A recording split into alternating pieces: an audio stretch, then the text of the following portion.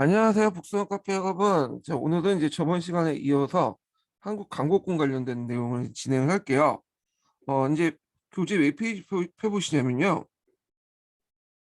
598페이지 펴보세요. 598페이지. 자, 그래서 이제 여기 있는데, 이 한국 강국군 들어가기 전에, 그냥 임시정부 이동하고 이제 그 관련된 내용을 좀 얘기할게요. 여기 좀 빠졌어요. 그래서 내용을 좀 보고 그다음 한국 강복권 내용은 요 내용보다는 보충 자료로 넘어갈게요. 그래서 요거는 좀 내용이 부실해 가지고 일단 어, 근현대사 심화 자료 보충 자료 내용을 좀 보겠습니다. 자, 몇 페이지 펴보시냐면요. 보충 자료 539페이지 펴보세요. 예. 임시정부 이동과 한국 강복권 활동 이렇게 보이시죠? 자, 임시정부 이동을 이제 보면요. 야, 원래 임시정부가 이제 상하이에 있었죠. 근데 이제 상하이에서 이제 점점 다른 도시로 이동을 하게 돼요. 그래서 여기 보시면 뭐 항저우, 낭징, 르조, 구이양, 시장 결국에는 마지막 정착지가 이제 충칭, 중경인데 왜 이렇게 이제 이동을 많이 했냐? 일단은 그 윤봉기 때 이제 홍콩공 이후로 일제 탄압이 점점 가중화됐고요. 일제가 이제 중국 침략을 하죠. 이때 중국 침략은 1937년에 중일전쟁을 얘기해요.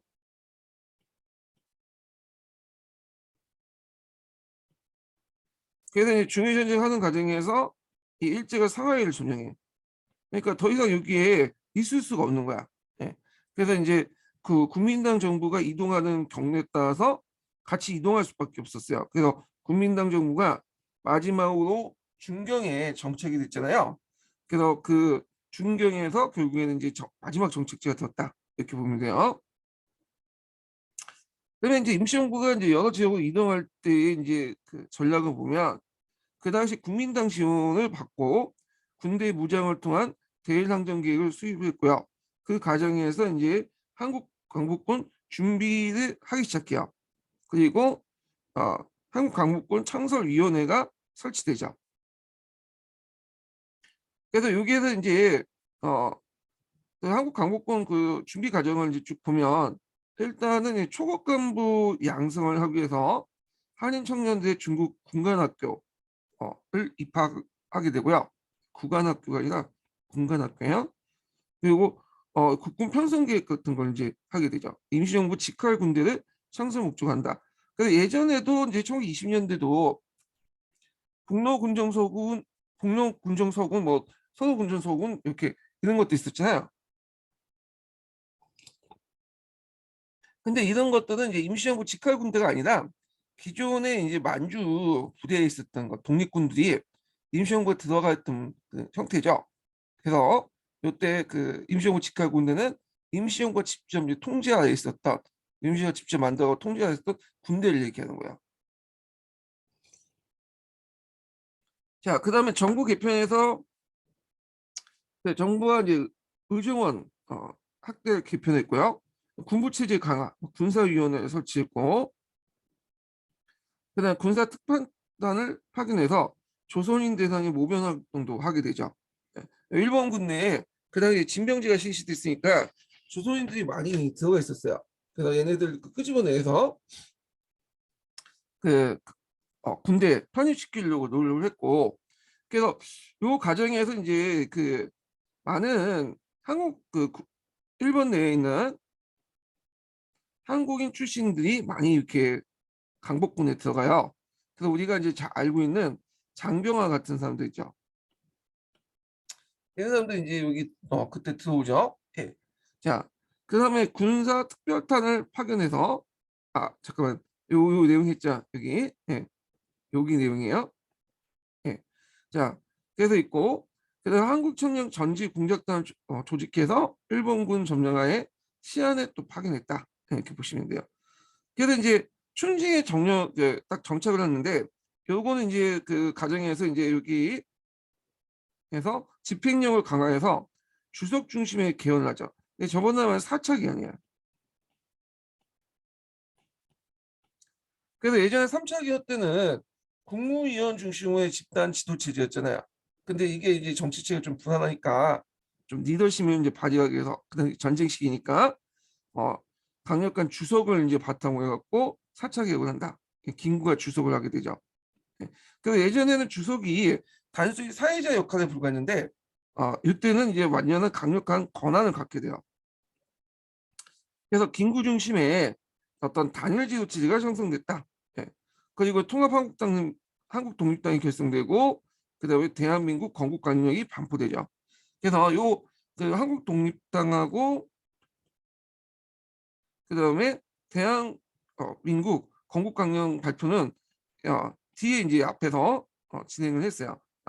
그리고 제가 아까쯤에 좀 잘못 말한 게 있는데 장준하예요. 장병화가 아니라. 예. 그 사상계에 그 나중에 만들었던 사람 있죠. 예. 그건 좀 나중에 뒤에 좀 얘기하고요. 자, 그 다음에 이제 그 강복군 창설 볼게요. 자, 이런 제 준비 과정을 통해서 이제 그 강복군이 창설됐는데요. 이때 이제 진천청을 이제 총사령관으로서 30명이 이제 출발했어요. 나중에 규모가 좀 더 커지죠. 자, 강복군으로 구성된 사람들 보면 그 신흥무관학교 출신 독립군과 그다음 중국 대륙의 산지에 있는 독립군을 통합을 했고요. 그다음에 그 탈출한 한국계 일본군을 활동했다. 그리고 나중에 김웅공이 조선을 이용된 일부가 이제 들어가죠. 그러면서 병력이 증가되기 시작해요. 그래서 이제 요거 이제 1172번 관련된 내용을 좀 보시고요. 그다음에 한국군 그 강복군의 편제 관련된 내용도 여기 한번 읽어보시면 될 것 같아요. 자, 그래서 이제 있고 그리고 이제 한국 강복군을 창설할 때 그때 큰 도움을 줬던 부대가 있는데 그 세력이 국민당군이야. 예. 그래서 이제 중국 국민당 군사 원조가 있었죠. 그래서 중국 군사위원회 지휘를 받게 돼요. 근데 이제 세상에 공짜가 없다고 그 지원하는 대신에 이제 여러 가지 조건을 걸어요. 그래서 한국 강복군의 어떤 여러 가지 이제 뭐냐면 따라할 규칙들을 정하죠. 그래서 이제 이걸 한국 강복군 행동 준수 구개항이라고 하는데 이게 이제 군사 원조 대가로 이런 걸 요구를 했거든요. 그래서 전반적인 내용이 보면 이제 중국군의 군사위원회 지휘를 통제를 받아야 돼요. 예. 그래서 강복군 활동에 상당히 뭐냐면 제약이 있었어. 이것 때문에. 그래서 김구가 찾아가서 이거 폐지해 달라고 요구를 했는데 잘 안 들어줬다가 1944년 8월에 가서 이 한국군 뭐냐면 행동준수 9개항이 폐지가 되죠. 그래서 근데 실제적으로 이제 뭐냐면 이때는 이미 전쟁이 거의 끝나갈 무렵이기 때문에 별 의미가 없고 하여튼 이런 것 때문에 주로 어떤 활동을 했냐면 한국 강복군은 정규 어떤 정견의 그 정규 부대에 참여하지 못하고요. 그러니까 직접 전투에 참여한 부대가 아니라 주로 뭐 지원 업무만 했어요. 지원 업무만. 예. 그래갖고 이제 여기 뭐 중국군의 정훈련, 포효신문, 선전활동 같은 소극적인 활동만 머물러 있다. 그러니까 전투 부대보다는 지원 업무만 주로 했다. 이렇게 보시면 돼요. 그래서 이 관련된 내용 한번 읽어보세요. 한국 강복군 행동 준수 구개항. 준수라는 뜻은 따라할 규칙 이었고 중국 군사위원회가 한국 강복군을 원조한 대가로 그 당시 군사위원회 직할 예수국은 상무총장이 여기에서 이제 모든 것을 다 그냥 한국 강복군을 운영하는데 통지를 했다 이렇게 보시면 될 것 같아요. 자,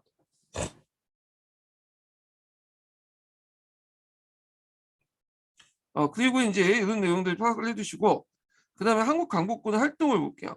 요거 예전에 한번 시험 문제 나왔죠.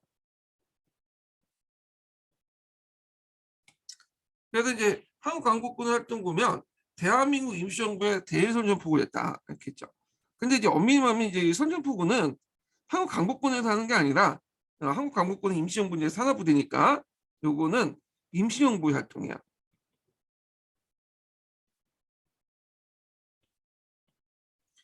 그래서 임시정부 활동으로서 이제 일본에 선전포고를 했는데 선전포고는 대일전쟁에 참가함으로써 전후 연합군의 지휘 획득을 시도하려고 했다. 그래서 전후 이제 연합군에 들어가서 만약에 일본이 패할 경우에는 승전국이 되는 거죠. 승전국이 되면 이제 목소리를 높일 수 있잖아요. 예. 그래서 이제 이런 것도 이제 하려고 이제 했던 거죠. 그래서 이제 그 관련된 내용이 여기 1174번에 있죠. 연합군과 함께 대일전쟁을 전개함으로써 전후 연합군의 지휘를 전략을 세웠다. 예. 그래서 이제 있고요. 자, 근데 이제 임시정부가 그렇게 해도 실질적으로는 뭐냐면 다른 그 영국이나 이제 미국 같은 강대국이 그걸 들어주지 않았어요. 예. 그 이유가 있어. 얘들 입장에는 예전에 제가 정 강의 시간에 얘기한 것처럼 그 당시 이제 연합군이 임시정부에 정식으로 승인하지 않은 이유가 여러 가지 있는데 미국 같은 경우에는 소련이 만주 연해주 지역에 또 다른 정부를 수용할 걸 우려했고 영국 같은 경우는 영국뿐만 아니라 그 당시 이제 여러 식민지를 거느리고 있는 뭐 다른 나라 다 포함돼요.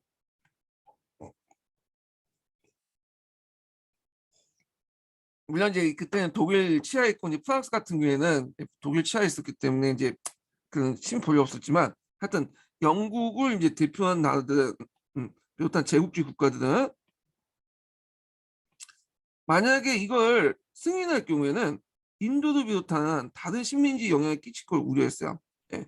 그리고 이제 여기에 더 추가하자면 미국 같은 경우에도 이제 그 당시 임시정부가 되게 많았거든요.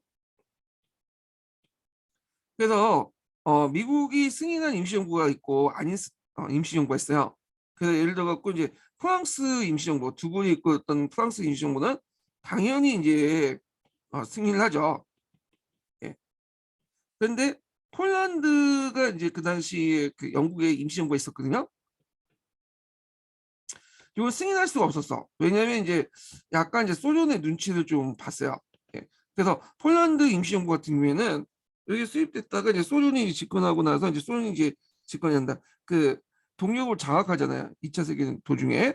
그러다 보니까 미국이 이제 폴란드 임시정부를 이제 뭐냐면 승인할 경우에는 소련의 이해관계가 걸려요. 예. 그 당시 소련은 미국하고 이제 우방이었잖아요.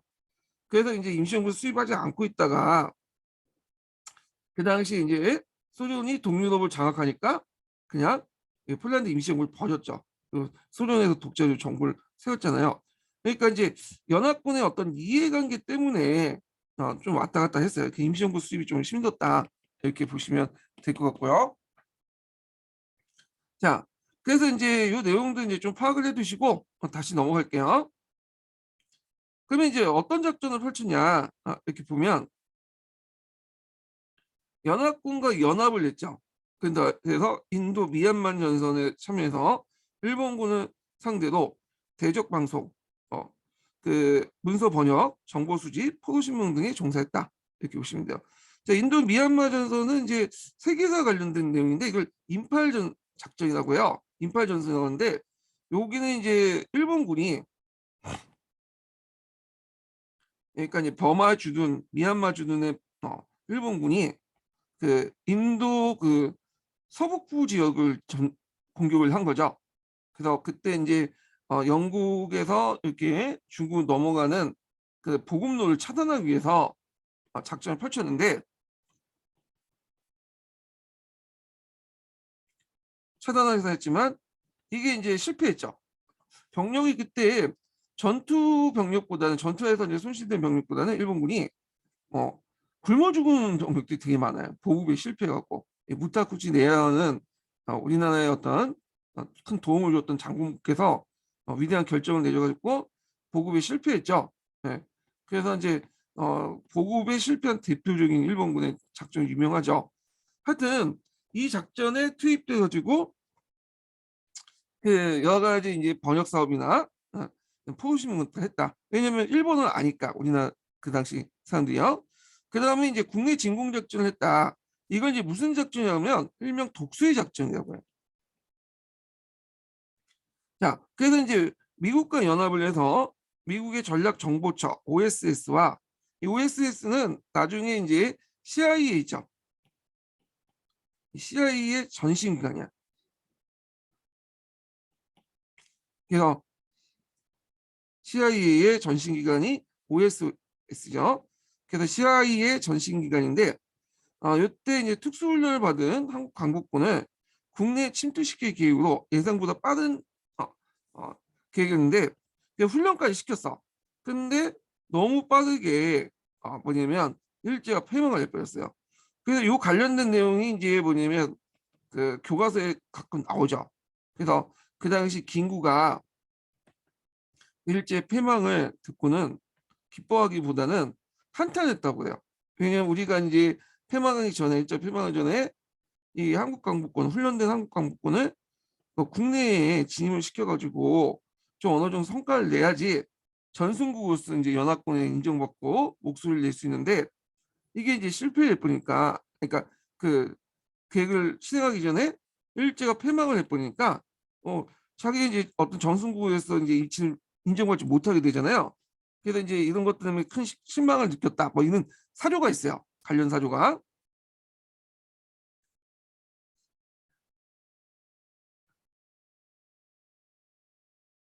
자, 요거 이제 좀 기억을 해두시고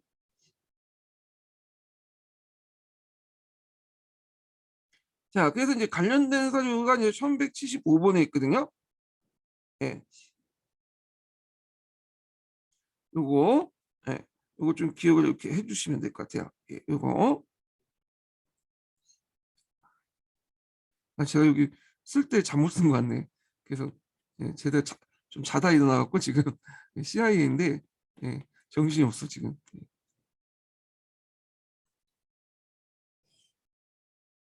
자, 여기 이제 있고 그 조선우영군과 연해주 한인부대와 연계해서 그 압록강을 지켜 국내 진공장 쪽도 계획했다. 물론 이제 제대로 안 됐죠. 자, 그 다음에 이제 한국광복군의 국내 그 대국민 방송을 이제 하게 되는데 세계대전의 추이와 강복군의 활동 사항을 방송을 하죠. 그래서 한일 투쟁 의식을 고취시키고 독립에 대한 자신감과 희망을 부여했다. 한인 동포에 이제 미국 그 미군의 입대 공고를 또 하고요. 그래서 이제 많은 재미도풀이 미군에 입대해서 태평양 전쟁에 참전해서 조국 독립에 크게 기여했다. 네. 이런 활동들 좀 기억을 해두시면 될 것 같아요. 그리고 이제 앞에서 언급한 것처럼 그 CIA하고 이제 했던 그 OSS하고 했던 그 합동 계획이 실패하고 나서 아니 좌절할 때 그 내용이야. 그때 이제 그 막 파견 직전에 일본이 항복을 했잖아요. 그러니까 이제 백범일지에서 김구가 요걸 이게 뭐냐면 상당히 후회한 내용도 있어요. 우리가 빨리 파견했어야 되는데 일본이 패망을 미리 했기 때문에 우리가 이거 파견 못했다. 그래서 되게 슬프더라. 관련된 내용이 여기 있어요.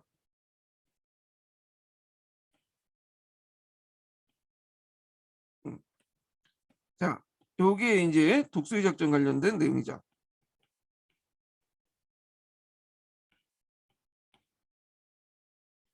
자, 그래서 이제 이렇게 있고 뒤에 더 가서 이제 이렇게 해서 이제 한번 받고 앞에 이제 얘기했던 내용도 여기 관련된 내용이야. 예, 기억을 해두시고 독수리 작전 관련된 내용도 여기 있죠. 이때 독수리 작전 때 이제 투입됐던 부대의 명칭이 뭐냐면 국내 정진군이야, 정진군. 이것도 좀 외워두세요.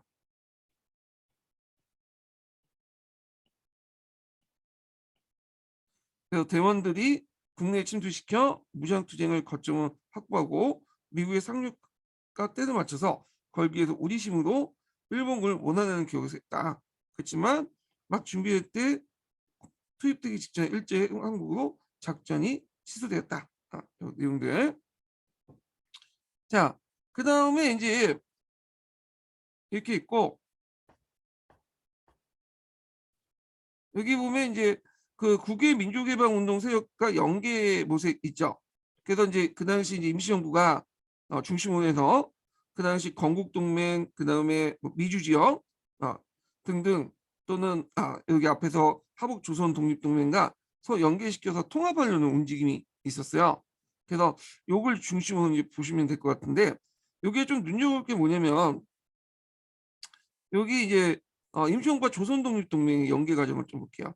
그 전 시간에도 제가 잠깐 얘기를 했죠. 1940년대에 임시정부 중심으로 해서 조선독립동맹, 건국동맹과 연계를 해서 어, 하나로 이제 합치려는 움직임이 있었잖아요. 그 일환을 이제 보시면 될 것 같아요. 그래서 국무위원 장관상을 매개로 조선독립동맹과 통일전선을 위해서 교섭을 했으나 성사 직전에 일본 항복 중단됐다. 예. 그 다음에 이제 좀 작은 거지만 임시정부가 조선광복회만 연계시킨 거 있죠. 만주에 김일성을 연대시도했지만 실패했다. 근데 조선광복회는 그 당시 조직이 와해됐기 때문에 그 하여튼 뭐 그렇게 이제 했는데 아마 이제 그 전일 거야 아마. 예.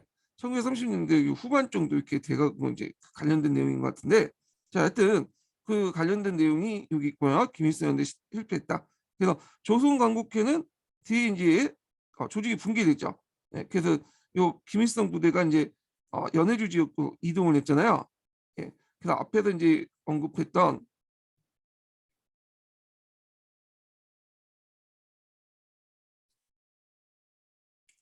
여기 한인 그 특별부대 88 특별여단이 있어요. 그 안에 있는 근데 이거 관련된 내용 같아요. 왜냐면 조국 조선공 광복회는 연해주 이동했기 때문에 그 당시 88연대에 관련된 내용인 것 같은데 뭐 하여튼 중요한 건 아니에요. 그 다음에 건국동맹하고 또 조선독립동맹의 어떤 연계 과정이 또 있죠. 예. 그래서 조선독립동맹은 국내 이익을 위하여 여운형 등과 접촉해요. 조선공산당 재건의 문제와 만주 지방에서 무장 활동 가능성을 조사했다. 건국동맹과 조선독립동맹 연계는 성공했다. 네, 요거 있고 근데 별 의미는 없어요. 하여튼 성공을 했다. 이렇게 보시면 되고 미주 지역에서는 재미한족 연합위원회가 있어요. 그래서 이거 가끔씩 교과서에 실려 있는 게 있더라고요. 재미한족 연합위원회. 예. 09년 개정 교과서에 있고 뭐 한국 근현대사 교과서에도 요 단체 관련된 내용이 있어요. 재정 모금을 운동을 했고 대한민국 이주정부를 후원했고 한인 국방 경비대를 통해 무장을 준비했다. 그래서 나중에 이 부대가 한국 강복군의 일원으로 인정받게 되죠.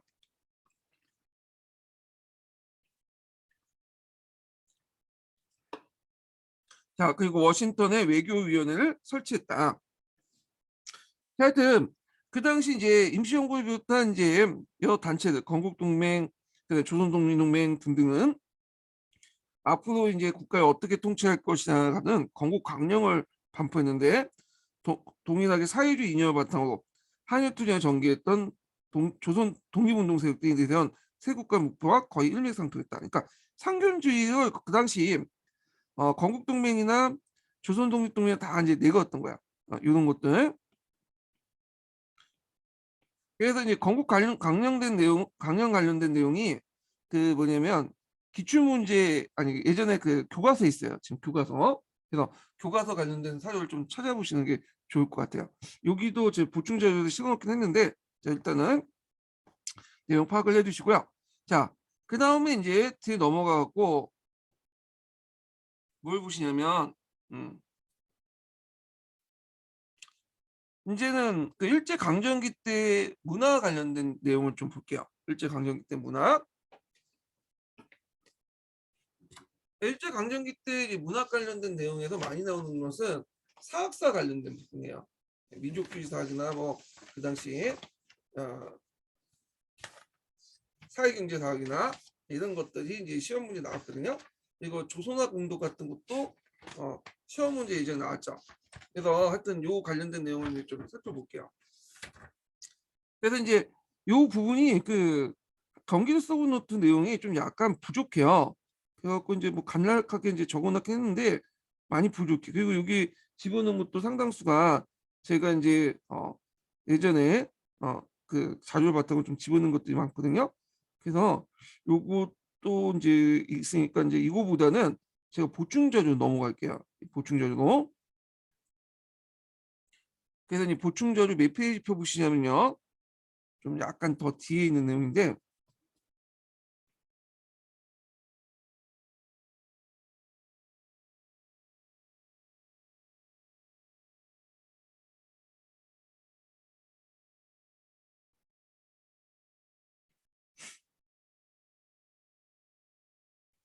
쭉쭉 넘어가서 자 622페이지 펴보세요. 622페이지.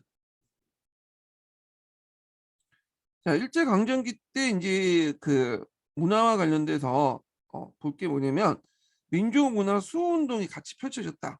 요거 좀 보시면 돼요.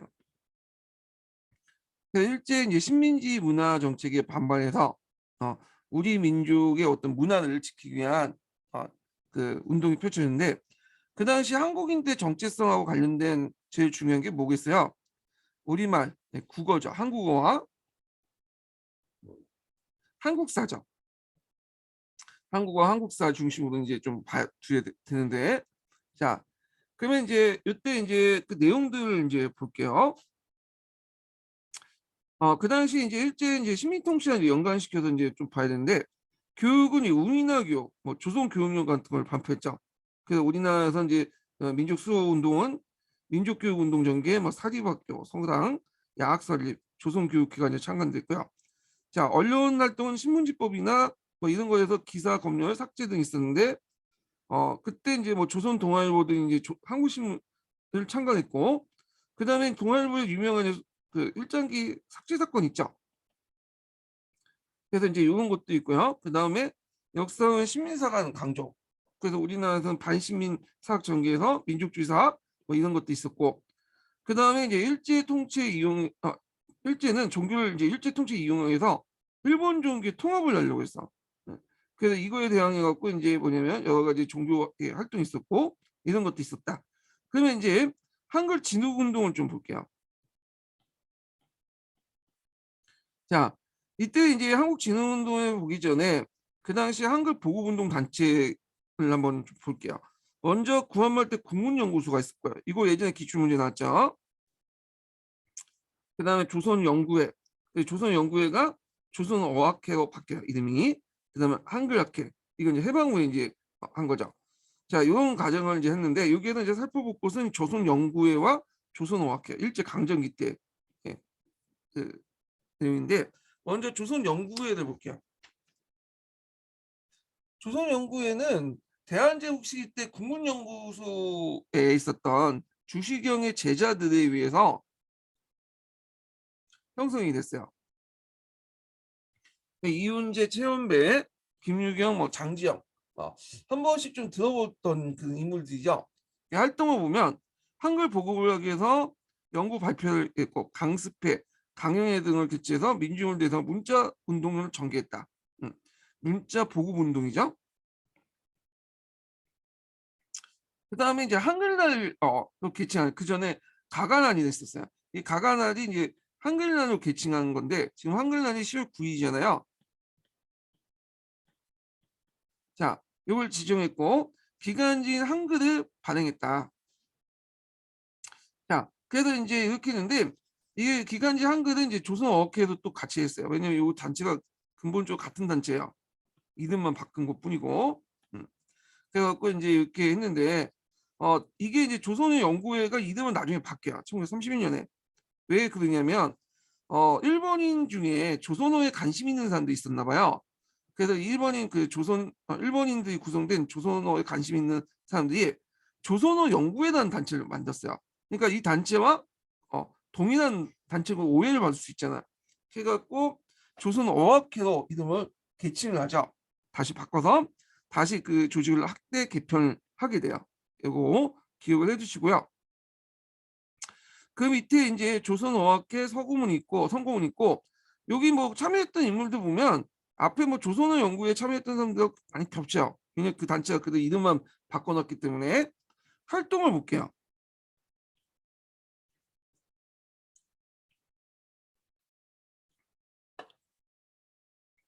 자, 활동 내용을 보면 사립학교의 국어 교재를 보급하고 지방에 순회하면서 한글을 보급시켰고요. 그다음에 훈민정음 언해본, 한글 맞춤법 통일한, 그다음에 사정한 조선 뭐 표준 모음 등등을 이제 편찬했다. 여러 사전들을 편찬했고, 그다음에 이제 앞에서 언급했던 그 조선어 연구에서 발간했던 한글을 그대로 조선어학회도 발간했죠. 그렇지만 이제 1942년 일제 탄압받고 폐간을 시켰고요. 폐간될 수밖에 없었고, 그다음에 우리말 큰 사전 편찬 시도를 했어요. 예. 그 조선어 사전 편찬을 갖고 했는데 도중에 이제 일제 방해 때문에 실패했다. 그때 도중에 일어난 사건이 뭐냐면 조선어 어학회 사건이죠. 예. 조선어 어학회 사건.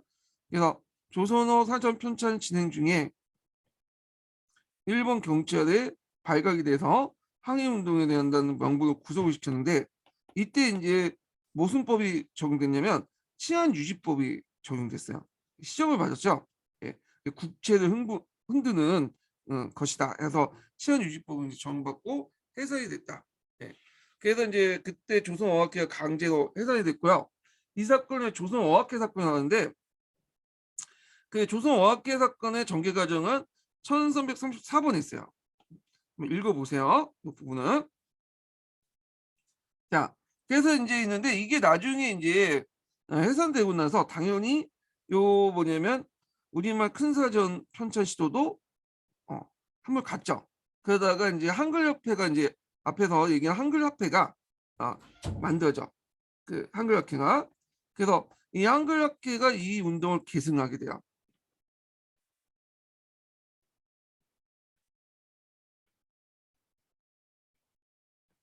이 운동을 계승하게 되는데 그때 이제 우리말 큰 사전을 이제 다행히도 그 원본을 누가 빼들려갖고 그 당시 서울역에 있었던 그 창고에 던져놨거든요.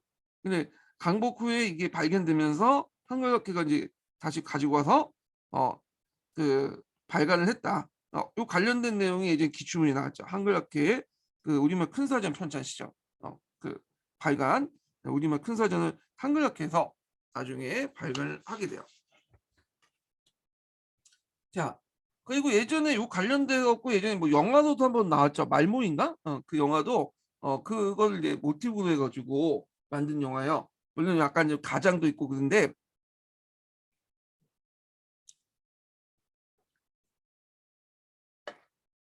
그런 영화를 만들었다 이렇게 보시면 될 것 같아요.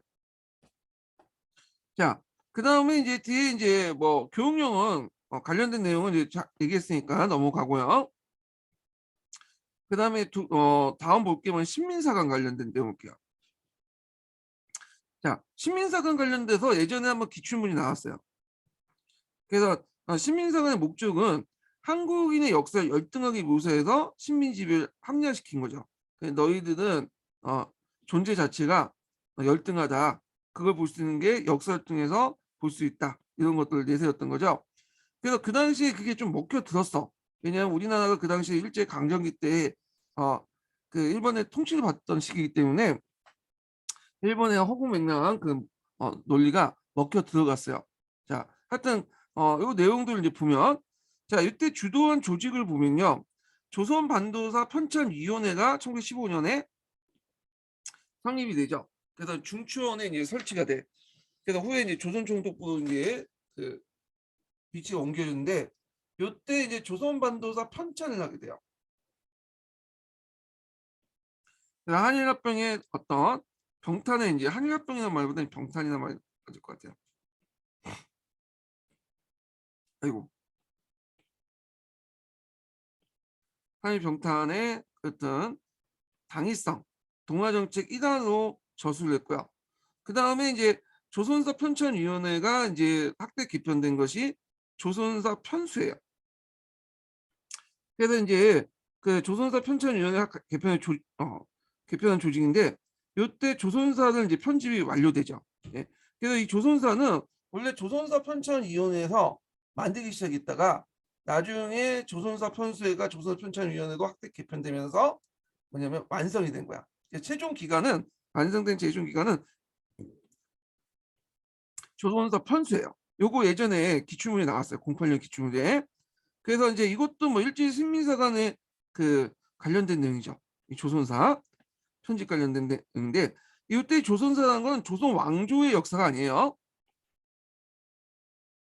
예전에는 말했지만 그때 일제는 우리를 조선이라고 불렸어요. 네, 대한제국의 조선이라고 이제 부르는데 조선의 전반적인 통사 이렇게 보시면 돼요. 그래서 한사군부터 시작해갖고 조선 왕조까지 쭉 뭐냐면 기술한 거야. 네. 근데 이제 내용을 보면 대개는 사료집으로 구성돼 있어요. 그래서 우리나라 관련된 사료, 중국 관련된 사료 중에 또 일본 관련된 사료들을 쭉 이제 해 갖고 뭐냐 사료로 이렇게 구성을 해 갖고 너희들이 얼마나 열등한가, 또 예전에 역사를 볼 때 너희들이 얼마나 외세에 영향을 받는가, 이런 것들을 뭐냐면 쭉 사료를 통해서 입증을 한 거죠. 근데 그래서 이때 내세운 게 실증주의인데, 근데 이게 왜곡된 게 뭐냐면 어 그 사료를 이제 통해서 구성을 했지만 자신이 먼저 구상을 해 놓고 한국 사람 열등하다 이렇게 해 놓고는 그 관련된 사료들만 다 편집해서 왜곡으로 이렇게 어 왜곡해서 이제 편집을 해 놓은 거죠. 악마의 편집을 해 놓은 거야. 예. 자, 그래서 인제 이렇게 해서 인제 그 한국의 주체적 어떤 연구를 원천적으로 봉쇄하고 왜곡된 자료를 갖고 한국사 연구를 진행시켰다. 그리고 학교 교육에서 신민사학을 강요했다. 이렇게 보시면 돼요. 이 조선사는 예전 한국사 같은 관련된 기출 문제도 나오고, 또 어디에 나오냐면 예전 역조선 14년 기출 문제도 요 관련된 내용이 나와요. 우리나라의 어떤 당파성론. 예, 얘네들은 이제 분당을 당파라고 얘기하죠. 그래서 이걸 되게 강조하기 위해서 그 당시 조선 후기 때 이제 시학자들의 의견을 실어놓은 거야, 조선사에. 그러니까 너희들은 이렇게 분열을 좋아하는 민족이다. 그 강조하기 위해서 실었는데, 근데 자기들 입장에 어떤 기록을 적어놓으면 사람들 안 믿을 거 아니에요? 그러니까 조선 사람들 실학자들 의견을 갖다 적으면서 봐, 너네들 조상조차도 너희들의 어떤 분열성에 대해서, 강파성에 대해서 얘기하고 있지 않냐, 이런 식으로 이제 얘기한 거죠. 전후 맥락을 다 빼버리고, 예. 뭐 이런 식으로 이제 했다, 이렇게 보시면 돼요. 자, 그래서 이제 요 내용도 기억을 해두시고 그 밑에 조선사 편찬 요지가 있어요. 이게 아마 조선사 편찬을 할 때 이제 서문 역할을 하는, 조선사 서문을 역할하는데 요게 기출 관련된 내용이 이제 나왔어요. 그래서 그때 이제 한국통사라는 박은식이 쓴 책 있죠.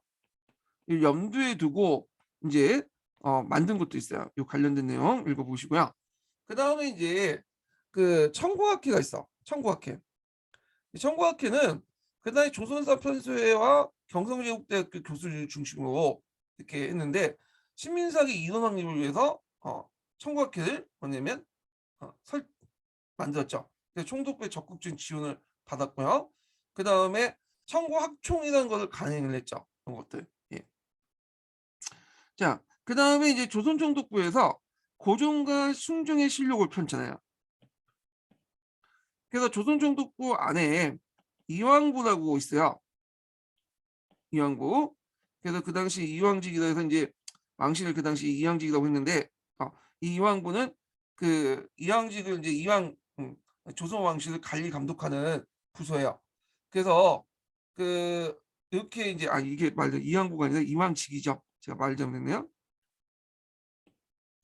이왕직이라고 이제 조선총독부 안에 있었던 간청이 있었는데 주로 이제 이시왕조, 그 당시 이시왕조 이왕이라고 불렀거든요. 그래갖고 이제 여기에서 이제 뭐냐면 그 고종과 순종실록을 편찬했다. 고종과 순종이 죽고 나서 편찬을 한 건데, 근데 보통 이제 우리가 조선왕조 실록을 할 때 여기 고종과 순종실록의 편찬 부분 빼죠. 이건 그래서 보통 태조에서 철종까지만 인정하잖아요. 그래서 고종과 순종실록은 그 정식으로 그 조선왕조실록에서 빼요. 예. 예. 자, 하여튼 조선총국부 이왕직에서 이런 걸 이제 뭐냐면 편찬을 했고요. 그 다음에 이제 신민사가 연구 방법의 특징은 뭘 바탕으로 했니? 실증주의를 명분해서 일본사의 긍정적인 모습과 한국사의 부정적인 모습만 찾아서 집중 연구했다. 그러니까 이때 실증주의라는 건 자신의 의견을 내세우는 것보다는 사료들을 제시해. 특히 이제 한국 측 사료를 되게 많이 제시해요. 너희들 조상이 쓴 기록에도 이런 것들 보여준다.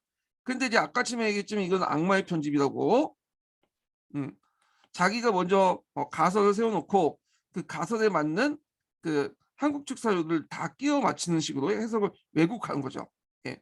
그래서 일본사의 긍정적인 모습, 그래서 일본의 긍정적인 모습을 한 80% 적어놓고 부정적인 모습은 20%, 한국사의 부정적인 모습, 한국사의 부정적인 80%, 긍정적인 모습은 20%. 너무 부정적인 모습만 비춰주면 또 안 믿을 거 아니야.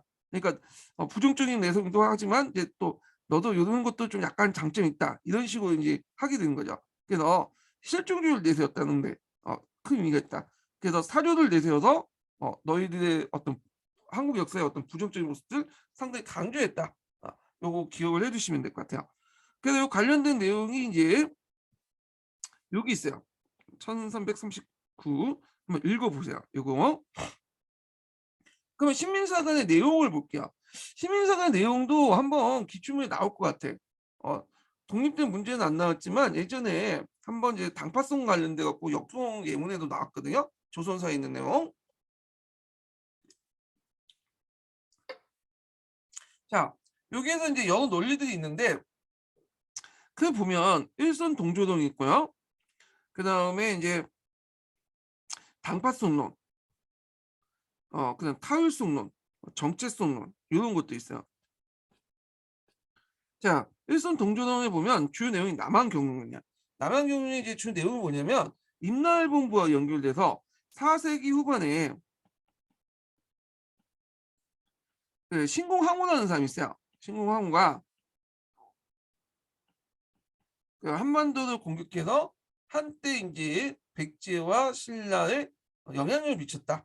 그러니까 그때 인제 뭐냐면 어 그 설치한 기관이 임나일본부다. 임나일본부는 일본석에 있는 내용이거든요. 자, 요걸 이제 주장하죠. 물론 이건 이제 최근에 부정하죠. 일본에서도 이걸 믿진 않아요, 요즘에는.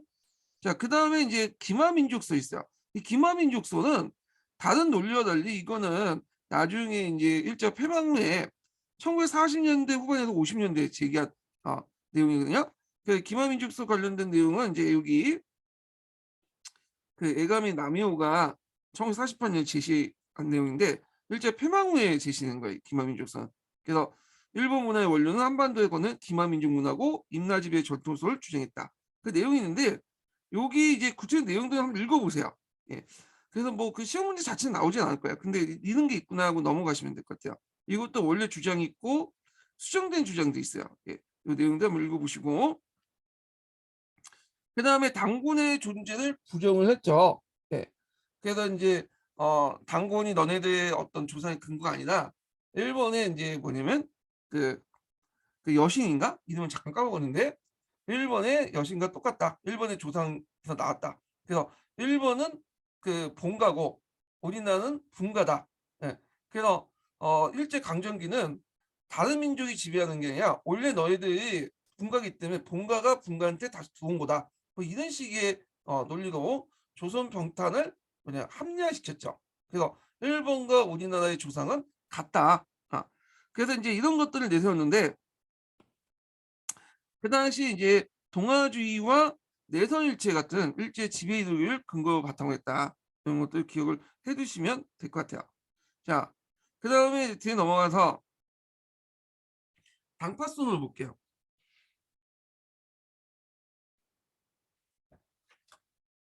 자, 당파선을 보면 조선시대 정치상은 이제 설명하는데 이 당파선을 이용하거든요. 너희들이 이제 망한 거는 우리가 쳐들어와서 망한 게 아니라 너희 자체에 인제 뭐냐면 사색 그 당파 때문에 망했다. 어 그래서 인제 요런 식으로 인제 우리 민족을 인제 깎아내리는 거죠. 너희들 자체가 인제 분열하기에 좋은 민족이다. 어 근데 인제 이걸 이제 조선 왕조 멸망 원인으로 했는데 이걸 내세우면서 한민족의 민족 해방 운동을 분열시키기 위해서 군할 통치의 어떤 뒷받침이었다. 근데 이제 이거에 대한 반론으로 우리에서 제시한 게 분당론이죠. 그래서 이게 당파가 아니라 이거는 공론을 중심으로 한 정치 형태였다. 이렇게 하고 오히려 인제 뭐냐면 이런 분당이 붕괴되면서 일문 독재, 일당 독재가 되면서 조선의 정치가 기울기 시작했다. 오히려 분당 정치는 그 당시 조선을 500년 동안 지속시켰던 원동력이었다. 근데 오히려 인제 이렇게 했는데 나중에 인제 일당 정치, 일문 독재가 되면서 이런 것들이 인제 조선의 군영 정치가 붕괴됐다. 오히려 긍정적인 현상이다. 뭐 이런 식으로 얘기를 해요. 분당 때문에 망한 게 아니라 오히려 분당이 붕괴되면서 조선 왕조가 망했다. 예. 자, 그래서 인제 이렇게 인제 반론이 이루어지고 타율성론이 있어요. 타율성은 뭐냐면 그 우리나라가 인제 역사가 출발할 때부터 그런 중국이나 만주의 영향을 받았다는 거야. 예. 그래서 우리는 주체적인 어떤 어 역사를 이끌지 못했다. 뭐 이런 주요 내용이야. 그러면 그 밑에 이제 논리들 보면 반도사관. 우리는 항상 이제 뭐냐면 그 해양사역과 대륙사역의 중간에 껴 가지고 이제 지정학적 숙명여기가 있죠. 그래서 우리나라의 독자적인 어떤 발전을 못했다. 예. 그래서 반도이기 때문에 그래서 인제 이렇게 해서 주변성, 복속성을 이제 강조했다. 그런 거죠. 항상 주변의 어떤 강대국에 있는 하나의 존재로서 중국의 역사에 복속당했다. 뭐 이런 식의 논리야. 그런 것들이 한국인들의 어떤 삶에 영향을 미쳤다. 그렇기 때문에 뭐 수동적이고 사대주의고 뭐 이런 것들 되게 강조해요. 예. 그래서 나온 게 사대주의론 이런 것도 있고. 자, 근데 이제 이런 반도 사관의 문제점이 뭐냐면 어 그 당시에 이제 이탈리아도 반도잖아요. 근데 이탈리아가 반도인데 얘네들은 어떻게 돼요? 세계적으로 발전됐죠. 그러니까 꼭 반도라는 것이 불리한 게 아니라 오히려 세계 팽창의 원인이 될 수 있는 거야. 근데 이걸 반도라는 어떤 지정학적 숙명론만 강조해서 이런 식으로 뭐 민족성까지 연결시키는 게 문제가 있는 거고, 그다음 사대주의론도 좀 문제가 있죠. 어 이게 고려 시대 같으면 뭐냐면 나름대로 사대 정책을 냈잖아요. 어 그 사대주의라는 거는 조선후기 때 등장한 거지 전반적인 내용이 아니에요. 하여튼 이렇게 있고, 그다음 만선사관이라는 것은 조선의 역사, 조선이죠. 조선의 역사는 만주에 부속돼 있다. 뭐 이런 식으로 얘기한 거야. 약간 이거는 뭐냐면 그 당시 이제 만주국이 성립되면서 만주와 조선을 하나로 엮으려고 그런 논리를 제시한 것 같아요. 하여튼 정치적 의도가 있어. 자, 당군을 무시하고 기자와 위만을 강조했다는 거예요. 기자 위만. 예. 그래서 이제 요건 다 누구하고 관련된 거죠? 중국 관련된 내용이죠. 예. 그래서 이제 조선사 같은 경우에도 되게 보면 어디에서 이제 출발하냐면 요건 좀 뒤에 얘기지만 한사군부터 출발해요. 음. 한사군 출발하고 그리고 인제 다른 책에서는 기자 위만을 또 강조하고.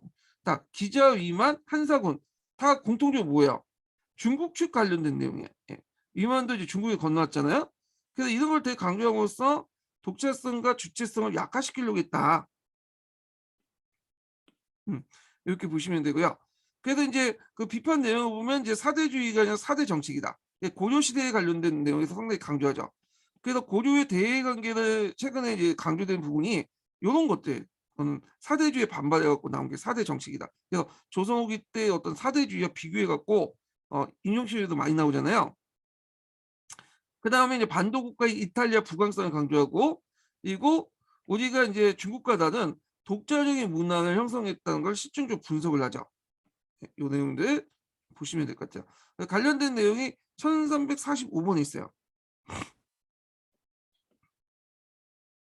자, 그래서 중국의 문화를 받아들였지만 나름대로 우리의 어떤 풍토와 우리 역사 발전 과정에서 창의적 번역 발전시켰다. 그래서 인제 그 대표적인 게 뭐 고려적인 독창성이나 한글 창제 이런 것들을 강조했죠. 자, 그다음에 볼 게 정체성론이야. 정체성론은 마르크스의 아시아적 정체론 있죠. 예. 사회주의 사상의 아시아적 정체론을 인용을 했는데 이게 되게 웃기게 적용된 게, 이 아시아적 정체론을 내려면 이제 일본은 적용해야 되잖아요. 일본은 적용이 안 돼. 어디에서만 조선에서만 적용이 돼. 음. 그래서 인제 요런 내용인데 주요 내용이 뭐냐면 한국의 역사는 고대 시대에만 머물렀다는 거야. 10세기 말의 고대 일본의 수준과 비슷하다. 20세기 말은 이제 주로 어떤 시대예요? 일본 헤이안 시대죠. 그리고 중세는 존재하지 않는다. 그래서 이제 일본 같은 경우에 뭐 가마쿠라 먹번지 뭐 이렇게 해 갖고 중세가 있잖아요 쭉. 근데 어 한국은 중세가 없다. 봉건제가 없단 말이야, 봉건제가. 그리고 이제 계속 고대에 머물렀다가 언제 인제 근대로 넘어가냐면 중세 없이 개항 이후에, 개항은 누가 시켜줬어요? 일본이 시켜줬잖아. 그래서 일본이 이제 시켜주면 근대로 넘어갔다는 거야. 예. 그래서 고대, 중세는 없고 그다음에 여기 이제 점프가 돼 갖고 근대가 되죠. 중세가 없는 게 이제 봉건제라는 것들이 존재하지 않는다. 이런 논리죠. 자, 그래서 인제 한국은 자주적인 근대화가 불가능하고 근대 문명의 어떤 사회 발전을 위해서 일본의 지도가 필연적으로 나올 수밖에 없다. 이런 논리를 만들게 되는 거죠. 그래서 경제사학적 관점에 접근해서 일본에 의한 자본주의 근대화를 합리화시켰다. 아, 그거에 대해 방방 논리로서 이제 뭐냐면 실증적 분석을 통해 한국 사회가 중세가 있다는 걸 밝히죠. 그리고 17, 18세기 때 자본주의 맹하론을 제시했잖아요. 근대를 너네들 안 시켜줘도 우리 스스로 자본주의를 싹쓸 수 있고 발전시킬 수 있었다. 그래서 내재적 발전을 있거든요. 그 요게 이제 되게 이제 그 교과서에서 강조되잖아. 예. 그 조선 후기 때 이제 사회 경제적 변화를 강조하고 많은 분량을 실어놓은 것도 일제가 내세웠던 이 정체성론을 방박하는 차원에서 그 강조되는 거죠. 그래서 이제 이런 내용들 좀 기억을 해두시고요. 그리고 중세사와 관련된 내용에서 이제 중세사를 뭐 실증하고 그 다음에 자본주의 어떤 발전론, 내재론, 맹하론 이런 것들을 이제 제시했던 사람이 있어요. 뒤에 좀 얘기하겠지만 그 당시 이제 사회경제사학자 있죠. 네. 사회경제사학자로서 그 다음에 백나온이 있어. 백나온. 이 백나온이 이걸 처음 제기했어요. 그래서 이건 뒤에 좀 얘기할게요.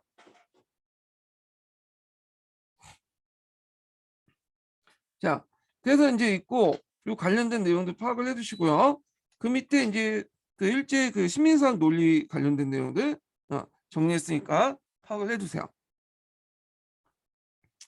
자, 그러면 이 시민사학에 대응해 갖고 어디에서 이제 자체적으로 연구를 하기 시작하죠. 그게 이제 큰 세 부류가 민족주의 사학, 그 다음에 쭉 민족주의 사학 있고, 아이고 한참 넘어가네. 네. 사회경제사, 유물사관이라고 하죠. 그 다음에 이제 또 하나가 아이고 진단학회, 문헌 실증사 이렇게 이제 볼 수가 있어요. 뒤에 있으니까 좀 그때 보고요. 자, 먼저 살펴볼 것이 민족주의 사학이에요. 이 민족주의 사학. 자, 민족주의 사학은 신체의 독사신론, 항해 등의 대동청사에서 출발했고요. 배경을 보면 그 시민사학에 대응해서 민족사를 수호하고 우리 역사의 주체적 발전과 민족의 자주성을 고양시키는 한다. 그래서 배경, 목적 다 포함되겠죠. 이게 01년 기출문이 나왔어요. 01년 기출문제. 그래서 이제 이 민족주의 사학은 1920년대 뭘 강조하냐면 20년대 이전까지 뭘 강조하냐면 그 민족 정신을 강조해요.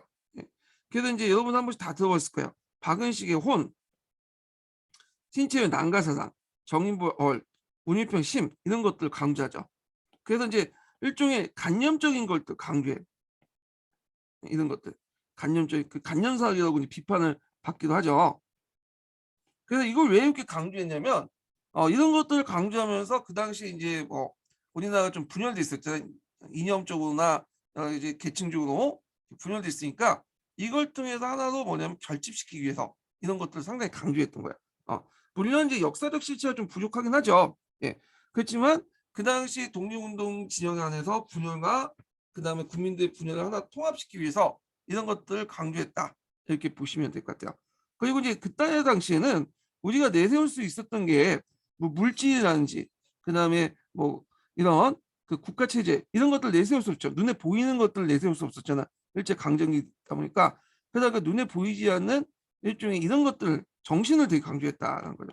그래서 이런 것들이 하나의 통합성을 이루는 데 큰 역할을 했지만 문제는 이걸 너무 강조하다 보니까 어떤 그 당시 주변의 어떤 객관적 상황을 파악하지 못해. 그래서 이제 이런 것도 이제 문제점이 있긴 한데 하여튼 이런 것들을 강조했다는 거. 자, 그래서 이제 요 내용도 있고 그래서 이제 그 당시 이제 사회 계층적 이유로 분열됐던 민족 내부를 민족 중심으로 통합시키려고 했다. 그리고 역사를 정신적 측면, 왜 우리가 일제하고 물질적 측면에서 그 당시 안 됐잖아요.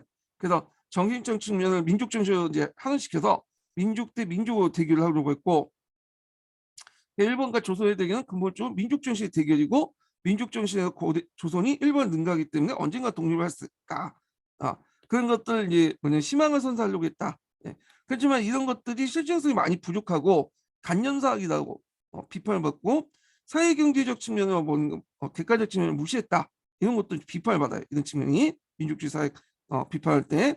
그래서 우리가 그래도 좀 잘났던 시대, 고대사죠. 고대사 되게 강조해. 예.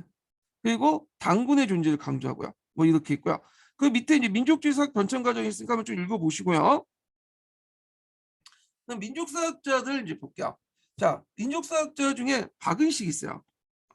그리고 민족주의 사학자 중에 여러 사람이 있는데 뭐 박은식도 있고 신채호도 있고 등등 있는데 신채호는 거의 나온 적이 없어요. 대부분 나올 때 박은식이 나와. 여기 보시면 알겠지만 지금까지 기출문제 쭉 나온 사람들 보면 박은식이야. 박은식의 한국 통사 관련된 내용이 시험 문제 많이 나오거든요.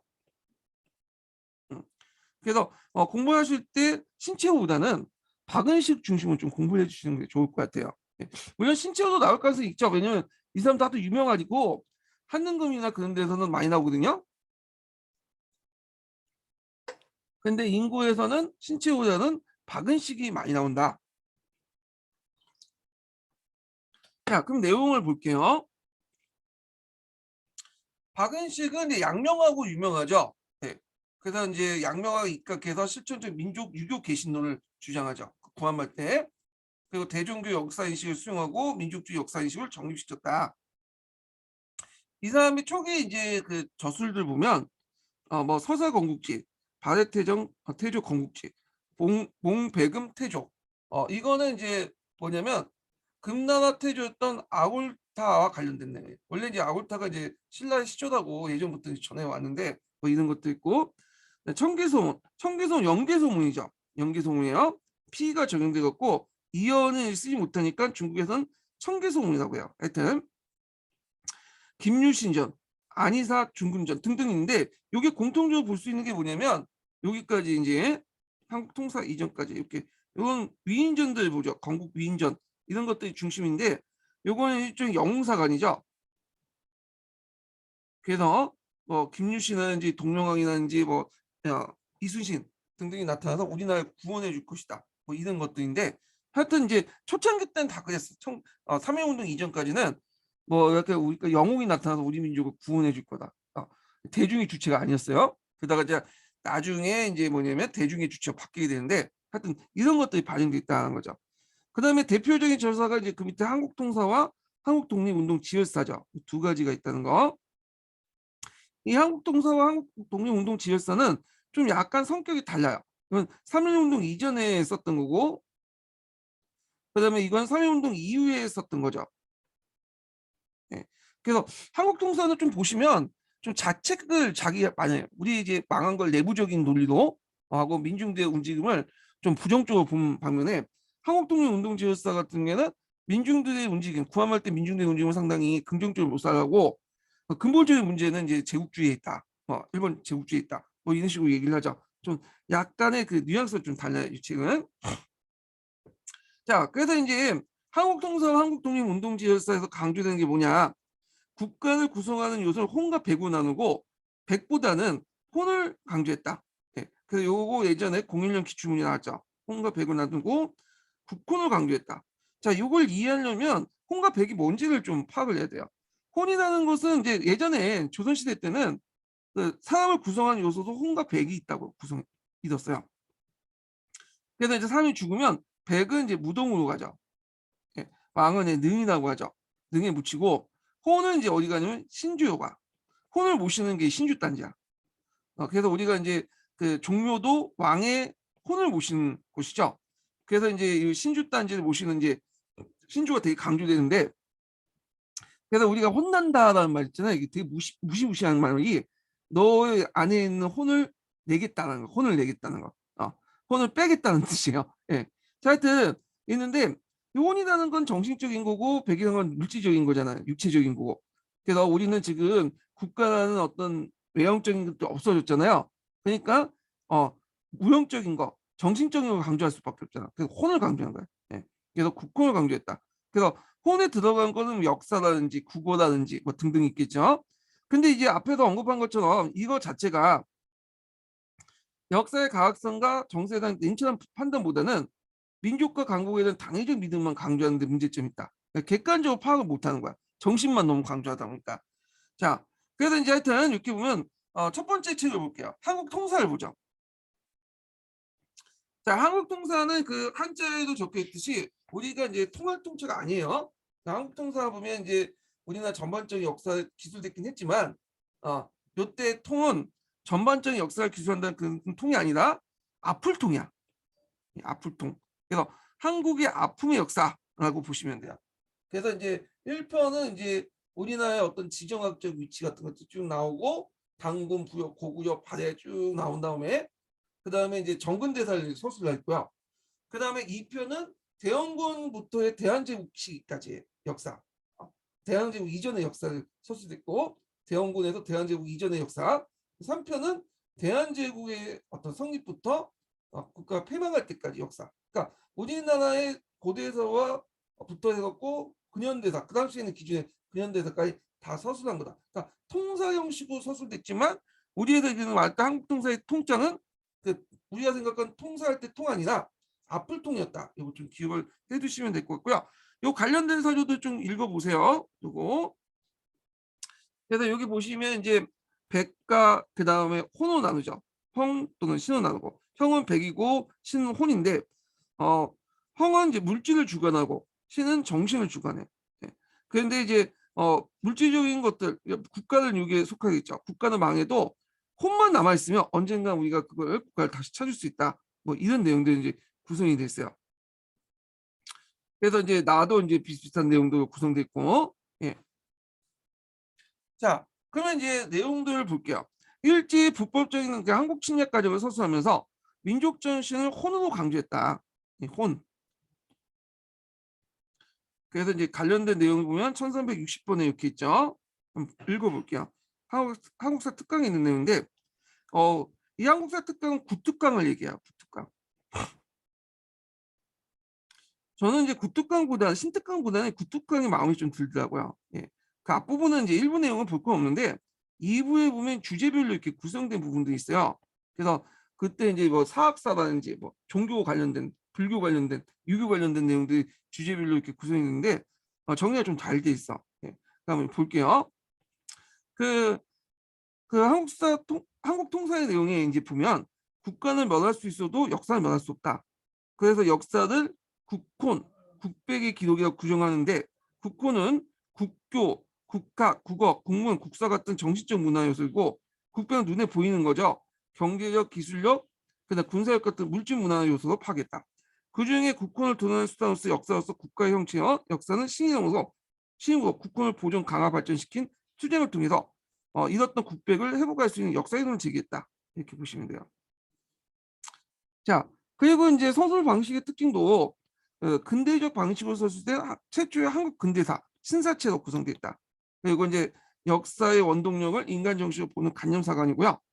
정통적 동양사상의 사회신학적 요소를 결합시켰다는 거죠. 그래서 독립투쟁을 필연성을 강화시켜 실천의 역사를 차원의 역사학인데 이게 세 편으로 구성됐다고 했죠. 그래서 당군, 부여, 고구려, 발해사 이렇게 있고 그래서 국난 극복사를 이제 강조했고요. 그 다음에 2편, 3편은 이제 대원군 집정에서 만국의 일까지 내용이죠. 2편은 이제 대원군 집정에서 그 대한제국 이전까지, 3편은 대한제국 이후부터 이렇게 쭉 적어놨죠. 근데 여기서 좀 볼 게 뭐냐면 앞에서 언급한 것처럼 한국의 그 멸망 원인, 대한제국 멸망 원인을 우리 때문에 내부적 요인 때문에 찾았다는 거예요. 네. 좀 자책사가 좀 들어가 있는데 그래서 이제 있고 그리고 이제 그 구한말 때 일어났던 민중대 움직임이 있죠. 그걸 상당히 부정적으로 봐. 어떤 또 뭐냐면 또 갑신정 갑오교육과 갑신정교도 부정적으로 평가하고 그러니까 내재적인 어떤 변화 과정 이런 것들을 상당히 부정적으로 봤다. 이게 좀 달라요. 그래서 그 관련된 내용이 이제 1361번에 있으니까 읽어보시면 될 것 같아요. 자, 근데 이제 한국 독립운동 지열사는 좀 성격이 달라. 그래서 이때부터는 좀 약간 이제 내용이 좀 필체가 달라지는데 요 1920년은 이제 1919년에 3.1운동이 일어났잖아요. 요게 자극을 받았어. 그래서 이 사람도 이제 영웅 중심이 아니라 민중이 독립운동을 이제 익혀야 된다. 이렇게 본 거죠. 그리고 이제 다시 정리했어. 그래서 한국 독립운동 과정을 서술해서 정리한 책이 한국 독립운동 지열사죠. 예. 그래서 이거는 단대사 좀 성격이 강해요. 그래서 개항 이후부터 3.1운동까지 내용을 정리했는데 앞에서 얘기한 것처럼 임시정부 이제 사료편찬위원회에서 수집된 자료를 바탕으로 작성을 했죠. 그래서 3.1운동 경험을 바탕으로 종래에 부정적으로 서술됐던 견해를 긍정적으로 서술하기 시작했고요. 그래갖고 이제 F 뭐 갑오개헌이나 갑실전변, 뭐 동학농민운동 다 비판적이었잖아. 근데 나름대로 이때는 이제 긍정적으로 이제 서술돼. 그리고 멸망의 원인도 우리 내부적인 요인보다는 외세가 쳐들었기 때문에 일본 제국주의 문제다 이렇게 인식을 했죠. 그리고 그 당시 3.1운동 이후 때는 3.1운동을 긍정적으로 인식했다. 그래서 앞에 있는 이제 뭐 여러 가지 흐름들, 우리 스스로의 어떤 개혁적 흐름도 있죠. 동학농민운동, 갑신전면, 갑오개혁을 긍정적으로 서술하면서 그 직전에서 3.1운동과 연결시켜서 하나의 흐름으로 연결시켜 준 거야. 예. 그래서 이런 것도 좀 기억을 해주시면 될 것 같아요. 자, 독립투쟁과 국권회복 운동 차원을 넘어서 다양한 계층, 그다음 민중이라고 해서 하는 계층들의 식민지 체제에 대한 정복 운동이었다. 이렇게 되죠. 그래서 종전의 엘리트 의식에서 이제 민중이 중심으로 해서 전개된 이제 투쟁사 이런 식으로 이제 얘기를 했다. 이렇게 보시면 될 것 같고요. 자, 그래서 이제 이런 내용들 보시면 되고 신채호 넘어가죠. 신채호.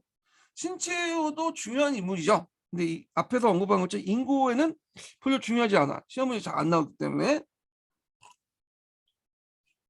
근데 제 생각에는 한 번은 나올 것 같아요. 한능검이라든지 뭐 수능에는 자주 언급됐던 인물이기 때문에.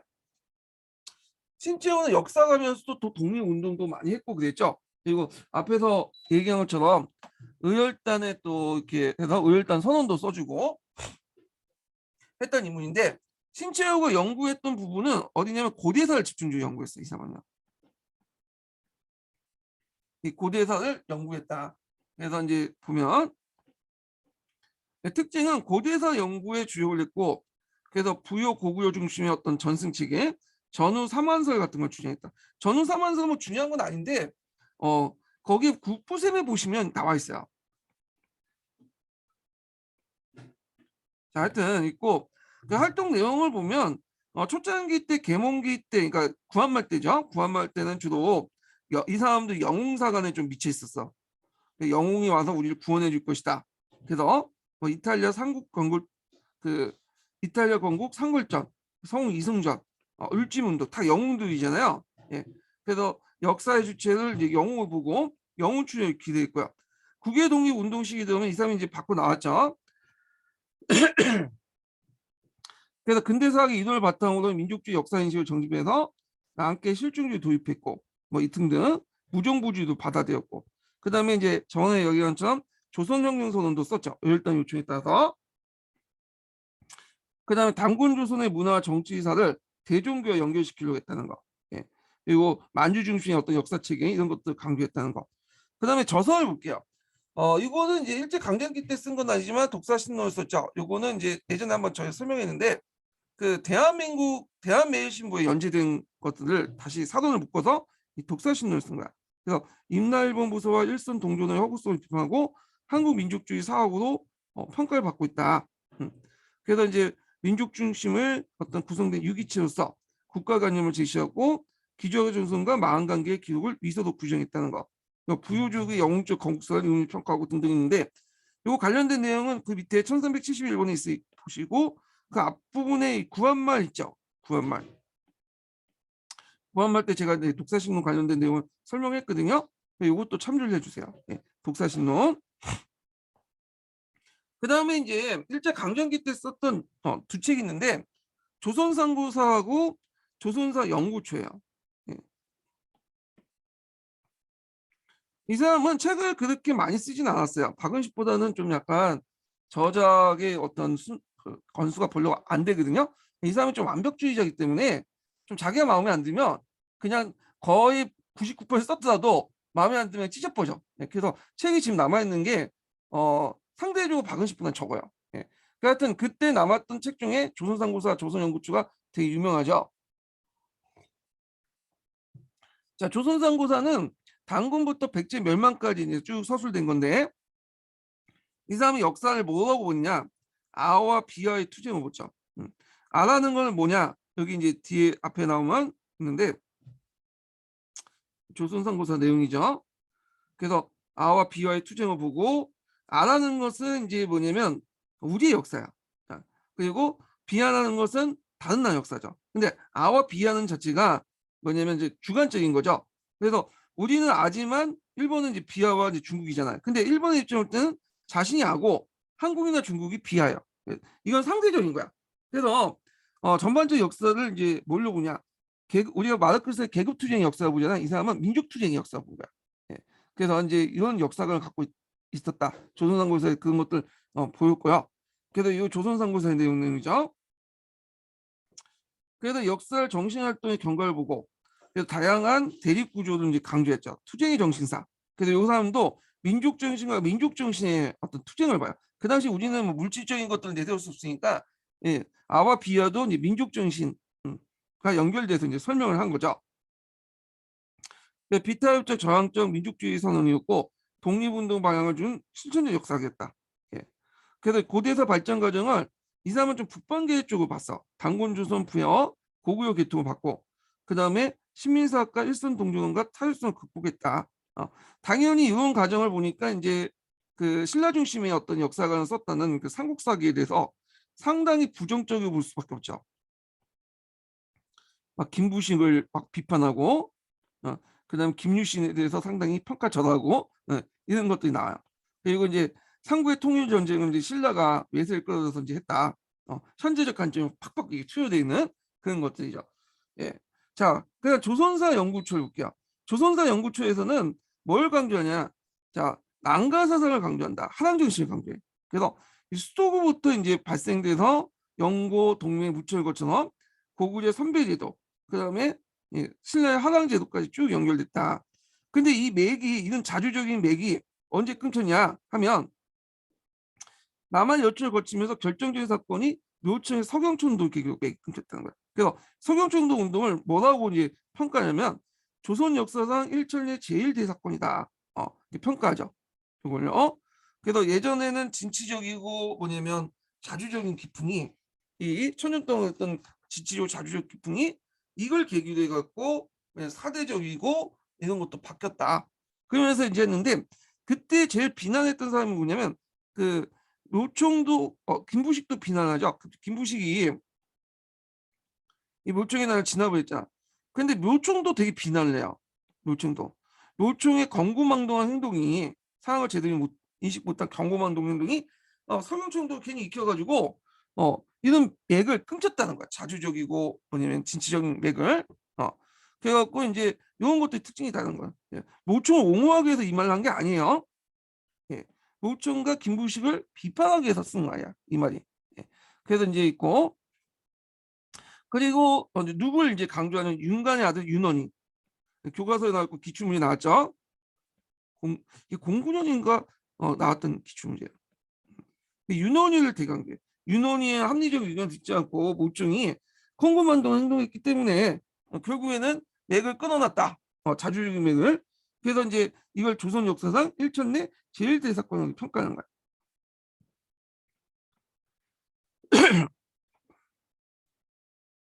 자, 그래서 이제 요거 관련된 내용이 여기 있죠. 1376번 이렇게 한번 읽어보시고 자, 그래서 조선사 연구초와 조선상고사의 특징은 사대적인 유교사관을 비판하고 실전적 사학과 유가적 사관을 비판적으로 수용했다.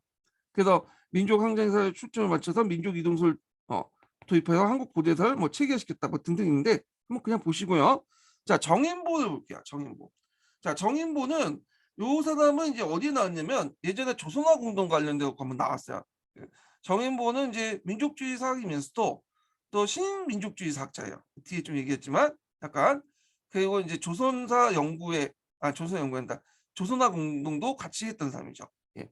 그래서 이 사람은 조선사 연구를 썼고 신치의 민족주의 사학을 계승했어요. 근데 민족주의 사학을 그대로 계승한 게 아니라 약간 이제 뭐냐면 실증주의 측면이 좀 있어요. 이 사람은 좀 약간. 네. 그리고 얼을 강조했다. 이 사람도 관념적인 것들을 강조했죠. 민족의 얼. 그래서 신민사학의 허구성을 논쟁을 하고 얼을 강조한 내용이 5천년간 조선의 이 부분이 있어요. 자, 얼은 이제 여기 1377번에 있거든요. 자, 여기 내용을 좀 읽어보면요. 이거 천대 근현대사 교과서에 있는데, 자, 정인보는 정신사고로서 언을 강조했다. 자, 언은 인간 존재의 핵이자 자성이자 불사불면의 존재뿐만 아니라 끊임없이 활동한 곳으로 역사의 원동력이 된다고 했다. 따라서 역사 연구의 궁극적인 목적이 어디라는 데 찾았다. 약간 이제 뭐냐면 좀 관념적이고 좀 그렇죠. 실제로 좀 없죠. 그래서 이는 외형적인 것을 모두 빼앗긴 조선인들에게 민족의 어대 항쟁을 통해서 민족 독립 또한 이루어질 수 있는 신념을 강하게 불어넣고자 한 거다. 이렇게 보시면 돼요. 근데 이제 정인보가 이제 신치의 민족주의 사관을 계승해서 언을 강조했지만 약간 틀린 게 있어요. 실증적인 모습도 좀 부각되기 시작한 거야. 네. 그래서 이거 좀 같이 기억을 해두시고요. 기타 이제 민족주의 사학 때 보면 항해돈이라는 사람이 있어요. 이 사람이 이제 민족주의 사학자의 시조제 평가받는 사람인데 이 사람이 대동청사라는 책을 썼어요. 그래서 독사신론과 함께 이대 근대사학의 어떤 기반을 제시했던 책 중에 하나가 이 대동청사라는 책이야. 네. 그 다음에 뭐 장동빈, 남궁옥 있고 문일평이라는 사람 있죠. 문일평은 뭘 강조했냐면 조선정신, 조선심을 강조했어. 이 사람이 이제 그 세종과 신학의 어떤 정통의 민족지향, 민중지향, 시용지하는 그 민족 어떤 그 조선 시용을 지지하는 그 조선의 어떤 심을 강조했다. 조선신과 관련된 내용이 여기 있죠. 그래서 이제 있고 조선 정신, 조신 정신이죠. 그래서 그 세종과 신학의 정통을 하는 정통의 민족지향, 민중지향, 시용지향, 지향이죠. 지향이 빠졌네. 지향하는 조선심을 이제 인식을 했다는 거. 그 다음에 남조선 경영설과 만선상을 부정하고 민중투쟁의 중요성을 강조하고요. 그리고 이 사람이 이제 호암이에요. 그래서 호암 문일평에 썼던 이제 작품들 모아서 호암전집을 간행을 했거든요. 한미 50년사 등등을 해갖고 이제 쭉 해갖고 이제 호암전집이 있고요. 그 다음에 이제 최남선이죠. 최남선은 이제 민족주의사지만 나중에 변절했죠. 그래서 이 사람은 뭐 조선 정신도 강조해서 발 이런 것들을 강조했고 그렇지만 변절해서 나중에 이제 조선사 편수에 참여했죠. 민족 대표 33명으로서 참여했지만 원래는 이제 나중에 변절했다. 기억을 해두시고 이 사람이 이제 주장한 게 불안문화권 같은 거 있잖아요. 당군을 강조하는. 그래서 이제 하다가 여기까지는 좋은데 여기 잘 논리 구조를 보면 이제 일본과 동지조 똑같다 하면서 신사참배를 정당화시켜. 그래서 요거 관련된 내용이 1381년 1번 했어요. 불안문화권 강조한 내용이. 그래서 해석하는 과정에서 일본의 어떤 동화를 강조하는 걸 했는데 중요한 건 아니니까 한번 읽어보세요. 이것들. 그 다음에 안핵이라는 사람이 있어요. 이 안핵. 안핵은 그 조선사에 대해서 상당히 긍정적으로 인식을 했다는 거야. 조선에 대해서, 조선 왕조에 대해서. 보통 이제 그 당시에 그 민족주의 사학자들은 되게 고대를 강조했거든요. 고대사. 왜냐하면 영토적으로 볼 때 하루 찬양하자. 특히 고구려 같은 거 보면. 근데 안핵은 그거보다는 오히려 서양의 근대 정치학을 이용해서 한국 정치를 소수하면서 우리나라 역사 중에 제일 뭐냐면 발전된 역사가 조선의 역사다. 이렇게 보고 있어요. 그래서 이제 통일신라 이후에 고려와 조선을 가서 정치사가 제일 발전이 됐다. 그래갖고 이제 이런 것들 강조했는데 그러면서 이제 뭘 강조하냐면 여긴 안 나왔지만 그 당시 이제 당판을 강조했죠. 분당. 그 당시엔 당파가 불렸어요. 예전엔 당파라는 의미가 상당히 뭐냐면 부정적 인식인데 요걸 이제 분당으로 이제 인식을 하고 어떤 성리학적 가치관을 통해서 서로 상호 견제를 했기 때문에 조선의 어떤 정치가 발전될 수 있었다. 그리고 오히려 조선의 정치가 붕괴된 건 조선의 왕조가 붕괴됐던 이유는 분당이 아니라 분당의 어떤 말폐화 형성 때문에 일당 독재, 일문 독재 때문에 그렇다. 이런 식으로 얘기를 하죠. 그리고 조선 왕조가 이제 이런 분당 정책을 겪으면서 내적으로 착실하게 발전됐다. 그러니까 외형적인 발전보다는 내적 발전을 강조했어요. 예. 그다음에 이제 지방자치 같은 것들 그리고 유교 정치의 어떤 공론 정치 이런 것도 상당히 긍정적으로 인식했다는 거. 그리고 역사 주체를 민중으로 인식을 했고 뭐 이런 것들이 이제 쭉 있는데 이 사람이 썼던 그 책이 문명산이 조선문화산 이런 것들인데 안핵은 지금 근대 역사보다도 좀 근대 역사학에 지금 우리나라 지금 역사학에 인식하고 거의 접근한 사람이죠. 근데 크게 뭐냐면 부각이 안 돼요. 이 사람은 아쉽게도 이제 이 안핵인 홀로 독학을 했던 사람이에요. 이 사람은 뭐 학교도 안 다녔고요. 혼자 책을 보고 이제 독학을 하면서 공부를 했던 사람이기 때문에 저술만 남아 있고 그 후에 그 제자를 양성하지 못했어요. 그러다 보니까 그 사람을 어떤 맥을 잇는 제자들이 없다 보니까 이 사람이 이제 크게 부각이 안 돼요. 우리나라 그 일제 강점기 민족주의 사학者중에 하여튼 안핵도 되게 유명하다. 이렇게 기억을 해두시면 될 것 같아요. 자, 한계를 보면 너무 그러니까 민족주의 전체적 한계예요. 민족의 주체성을 강조하다 보니까 실증성이 약화지고 특수성을 강조한 정신사관이었다. 투쟁사관이었다. 네. 그래서 세계사적 보편성이 결여됐다. 그래서 그 사회주의자로부터 많이 비판을 받죠. 이런 것들이. 그렇기 때문에 정확하게 어떤 객관적인 어떤 것들을 보지 못한다. 그렇기 때문에 현실을 제대로 인식하지 못한다. 이런 건데 이런 현상들이 우리만 들어갔던 게 아니야. 그 당시에 오리엔탈리즘에서 동양과 그 당시 뭐 서양으로 이렇게 나눠가지고 동양은 물질적인 거하고 그다음에 우리 같은 이제 식민지나 한국 국가는 정신적인 것들을 강조하죠. 그래서 경제적 물질 관계는 패배했지만 정신적인 어떤 관계는 계속 남아있기 때문에 결국 요길 중심으로 투쟁의 역사를 강조하죠. 투쟁. 그래서 앞에서 이제 아와 비와의 투쟁도 요길 되게 강조해. 그럴 수밖에 없는 게 여기 경제적인 어떤 물질적인 외형적인 군사력은 패배를 했잖아. 예. 근데 이런 것들 민족 중심 강조하는 건 우리나라뿐만 아니라 그 당시 이제 주변국 국가들 있죠. 이런 국가들 뭐 식민지나 그 다음에 유럽의 좀 주변적인 러시아 뭐 이런 것들도 연결시켜서 보시면 될 것 같아요. 예. 그래서 이 내용도 좀 기억을 해두시고요. 이 관련된 내용을 제가 좀 여기 밑에 적어놨어요. 예. 여기 슈마크라우트 한국 근현대사 책이 있는데 그 내용을 적어놨어요. 슈마크라우트가 지금 있는지 모르겠는데 그 예전에 이제 그 뭐 1% 위한 학생을 위해서 서울대 뭐 스카이만 대상 거고 그 책을 만든다고 이제 책을 만든 것 같은데 한국 근현대사 내용이 되게 뭐냐 자세히 돼 있더라고요. 읽어보니까 1% 넘어서 이거는 무슨 대학원생 정도 볼 수 있는 학부생이 아니라 그 내용들이 너무 자세히 적혀 있어. 그래서 요 제 교재에다 여기 적어놨거든요. 근데 지금 뭐 그 정도 볼 필요 없겠죠. 예. 초등학교 수준만 봐도 돼요. 예. 수능 보는데. 자, 하여튼 요 내용도 좀 기억을 해주시고요.